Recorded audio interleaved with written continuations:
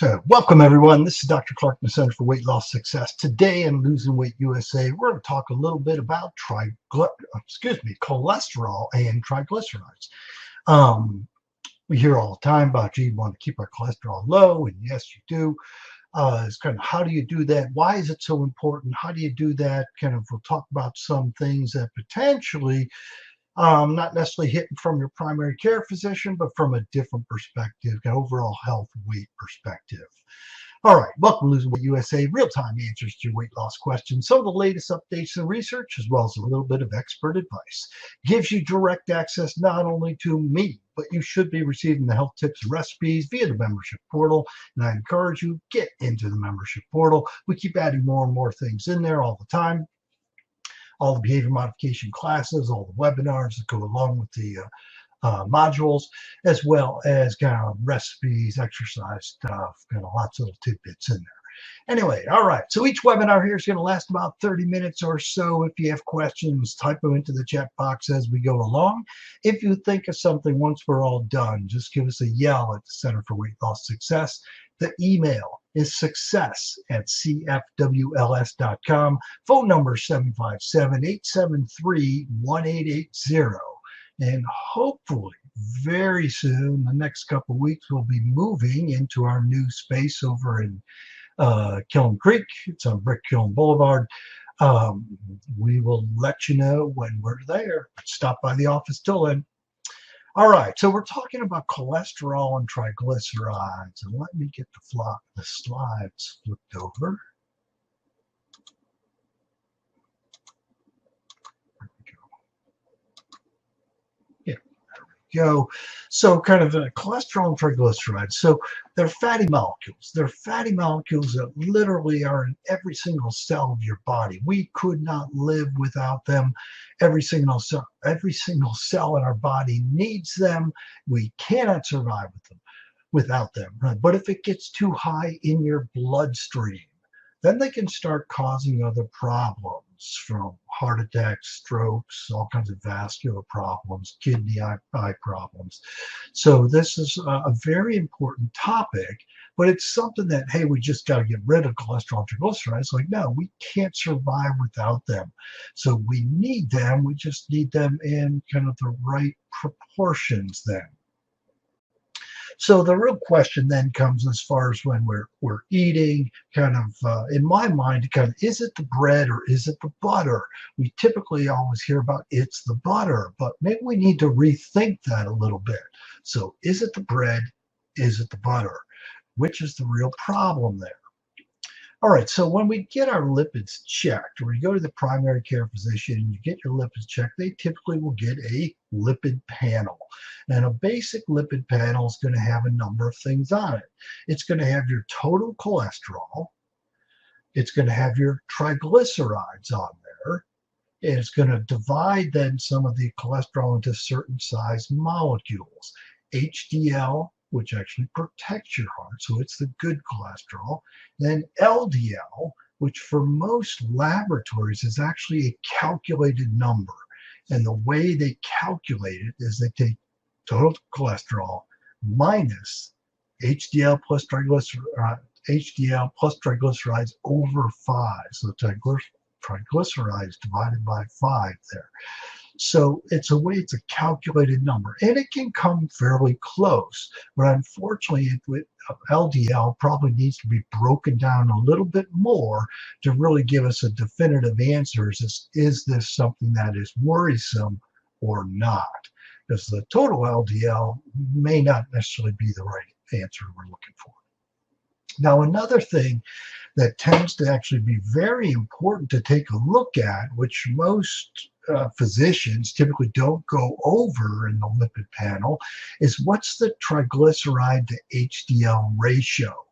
So just all very simple things, take the total number of triglycerides over your HDL, and what is that ratio?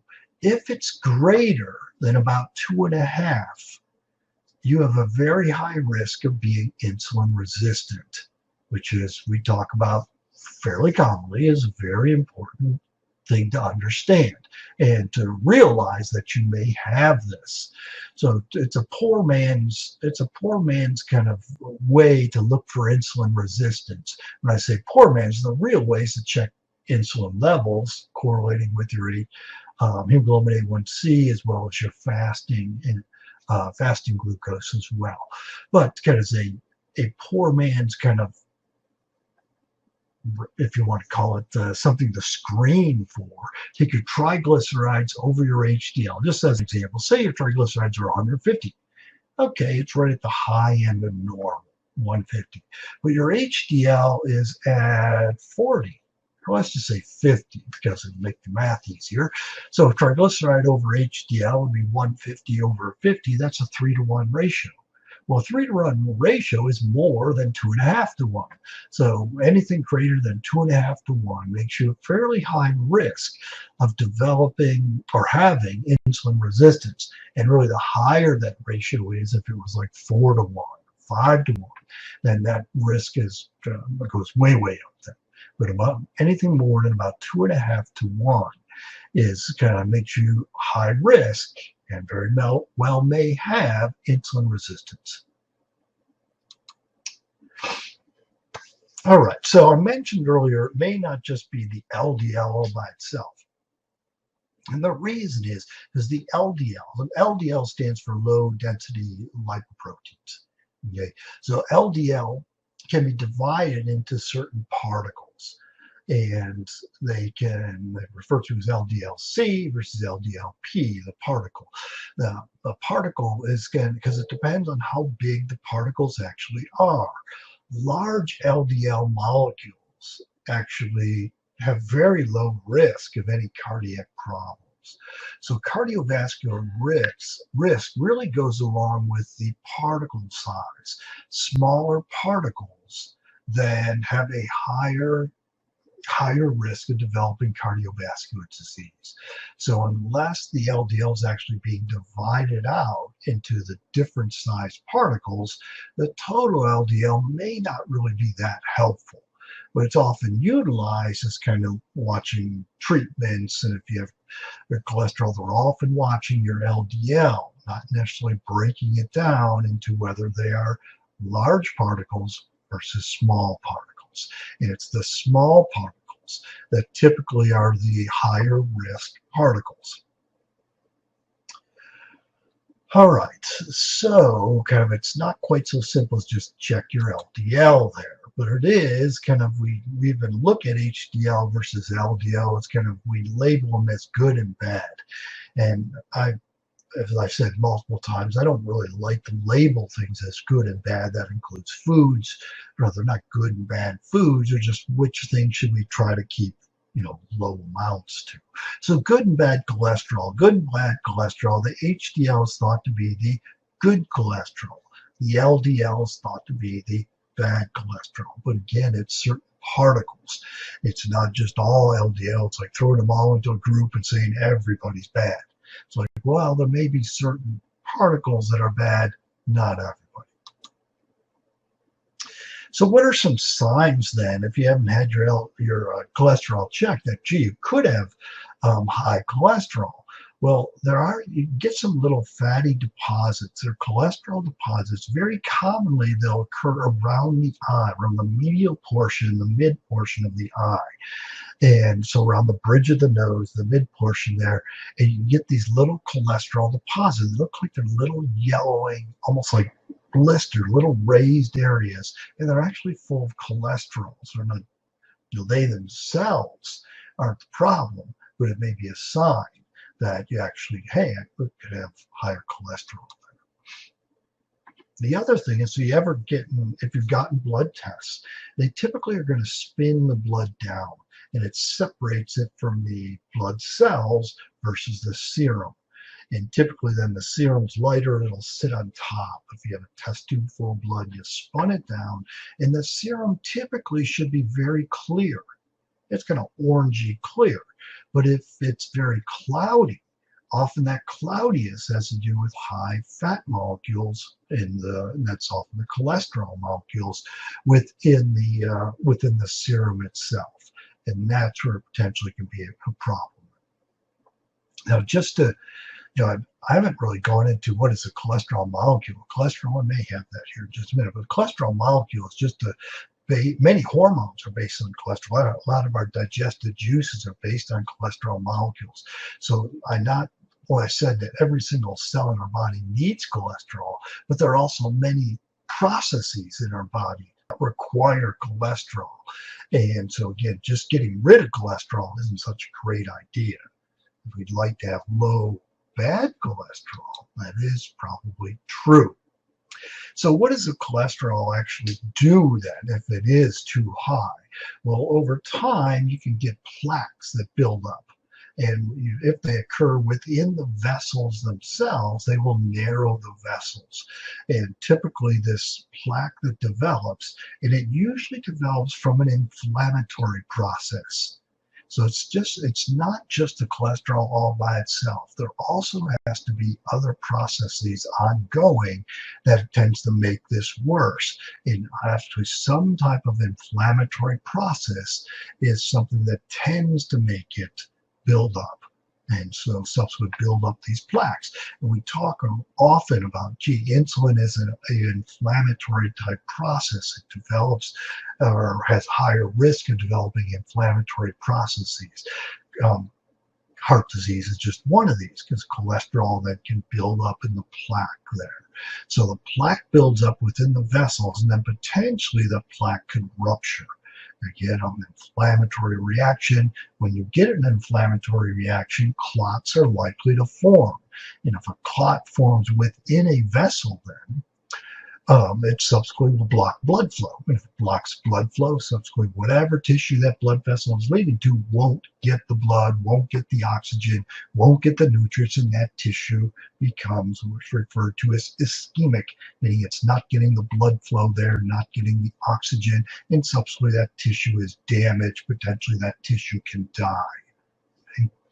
If it happens in the eyes, you lose vision. If it happens in the kidneys, you can lose kidney function. If it happens around the heart, that's a heart attack. Okay. All right, so a little history here is I like to go back and look at how did these thought processes ever develop that cholesterol is such a bad thing. Now, one of the reasons that we looked at cholesterol very closely is because cholesterol was one of the first blood tests that was actually developed. So it's actually fairly easy to measure total cholesterol. And there is a definite correlation between the higher your cholesterol is, the more likely you are to have heart problems. And since cholesterol is a fatty molecule, that's what cholesterol is, it's a fat molecule. And if cholesterol is a fat, then the thought process was so that eating fat must be bad. And so subsequently then 50 years ago, we were being told that, hey, you've got to cut down on your fat intake. Subsequently then, so we could cut the cholesterol down, cholesterol levels would lower. So it's eat low fat to lower your cholesterol. And that's really where that kind of low fat diet came from.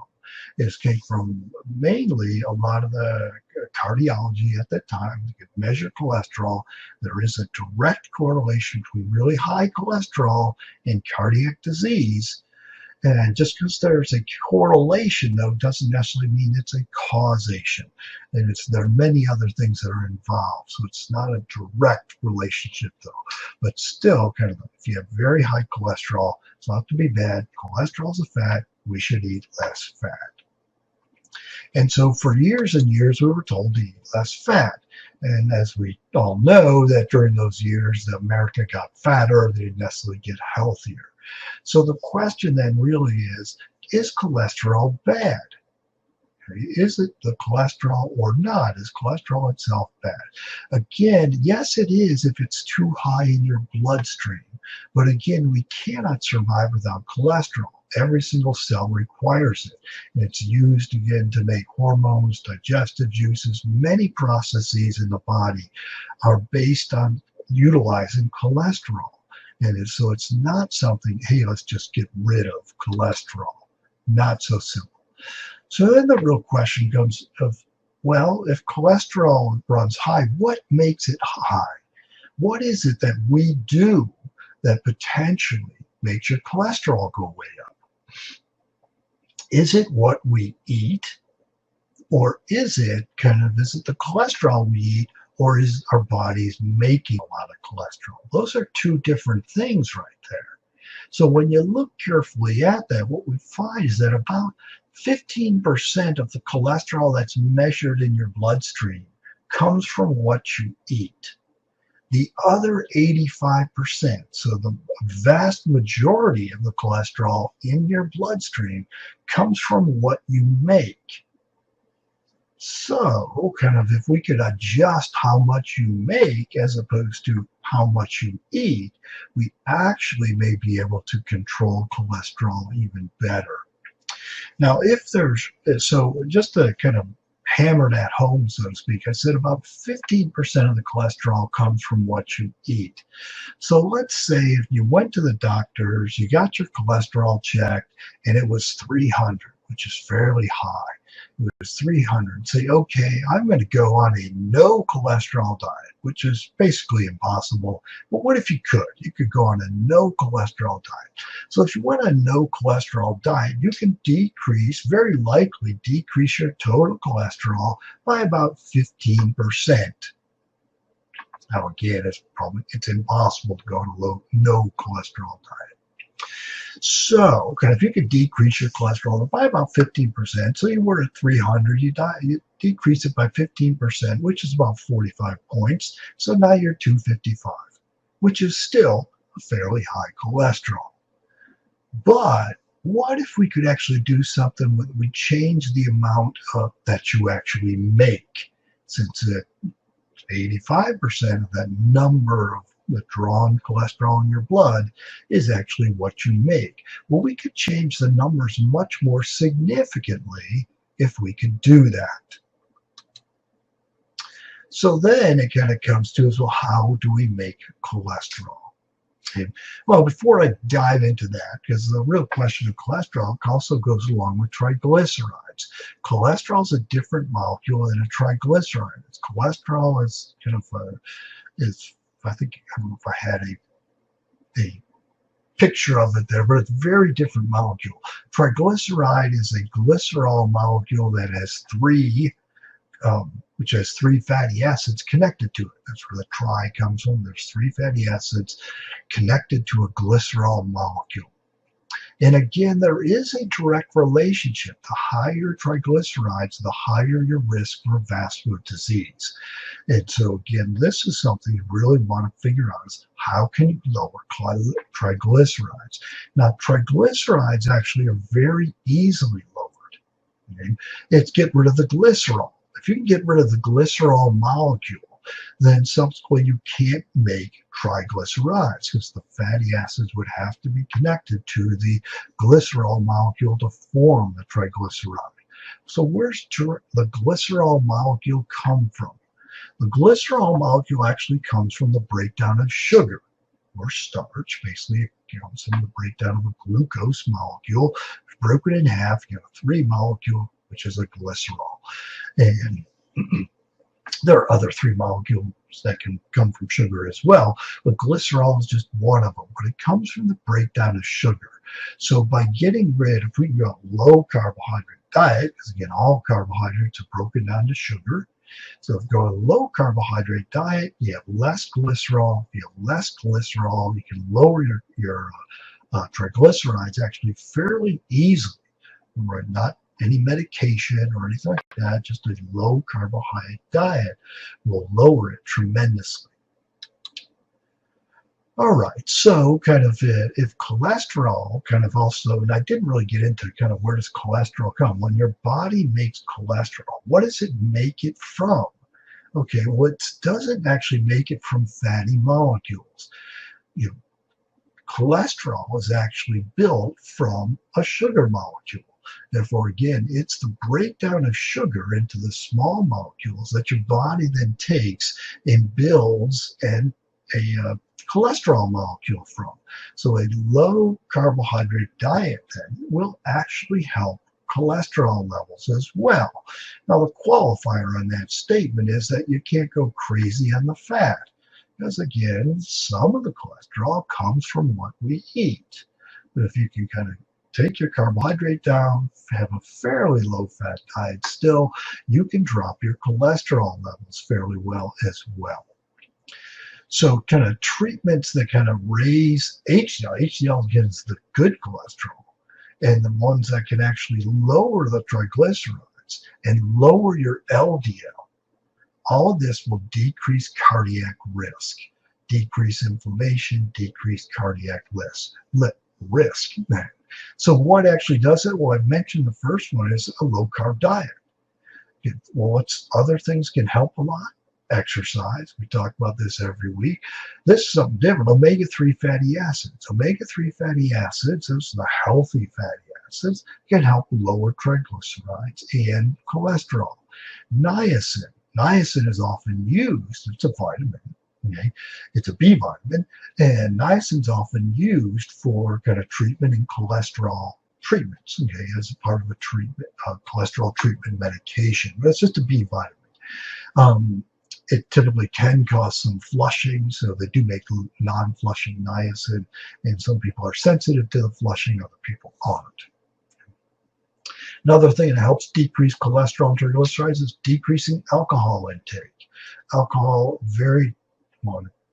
causes lots of problems, from liver problems to appetite stimulant to kind of just extra calories, but it does influence cholesterol and triglycerides. And then finally, optimizing your thyroid, which we talked about thyroid, I think, just recently, potentially adding iodine to help with thyroid support. Subsequently, all of these can actually affect your cholesterol numbers without certain medications as well.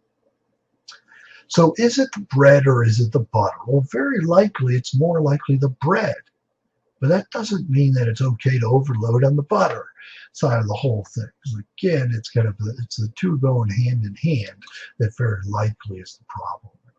So yes, high cholesterol, high triglycerides, they are, we'll call them bad. And it's a relative thing. Typically, it's not due to the fat you eat, though, but it's rather the carbohydrates and the higher insulin levels. The insulin, again, turns on fat storage, but it also turns on cholesterol production. So the best way to lower your numbers fairly quickly is low carbohydrate diet, keep insulin levels low, and it also takes away the building blocks of both the cholesterol and the triglycerides.